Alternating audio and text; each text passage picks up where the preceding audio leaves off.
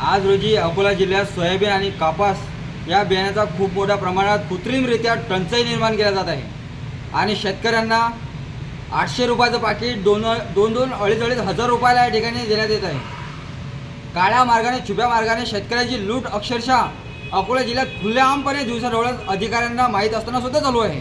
मात्र खरीप हंगाम 2024च्या आढावा बैठकीत कुठल्या प्रकारच्या सेटिंगा झाल्या, आमच्या बापाला नंग करून लुटण्याच्या सेटिंगा या ठिकाणी झालेल्या आहेत का, असा मोठा प्रश्न आज अकोला जिल्ह्यात उपस्थित झालेला आहे। सकाळी 6 वाजतापासून शेतकरी स्वतःचे लेकरं बाकरं घेऊन या ठिकाणी अकोल्यासारख्या शहरात येऊन लाईनमध्ये उभा राहते, पण त्याच्या हाती 2 पाकिटे दिल्या जातात। शेतकऱ्याला जे हवं आहे ते बियाणे या ठिकाणी दिले जात नाही। हा अक्षरशः शेतकऱ्यांचा छळ आहे।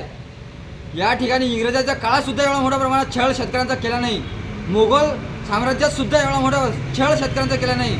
आज रोजी हे शेतकरी फक्त शेतकरी आहेत। हे जर हिंदू असते, मुस्लिम असते किंवा हे जर कोणाचे कार्यकर्ते असते तर यांचा असा छळ झाला असता का? आज रोजी आमच्या शेतकरी बापाला नंग करून लुटल्या जात आहे। प्रशासन या गोष्टीची दखल घेईल का, हा सर्वात मोठा प्रश्न आहे। आणि ज्या कंपन्या आमच्या अकोला जिल्ह्याला गरज असताना मालाची पुरवठा करत नाहीत त्यांच्यावर कठोर कारवाई हे शासन करणार का, असा मोठा प्रश्न आम्हाला शेतकरी पुत्रांना पडला आहे आणि त्यांच्यावर कठोर कारवाई करावी अशी आमची मागणी आहे। शेतकरी पुत्र गोपाल पोरे, उरळ।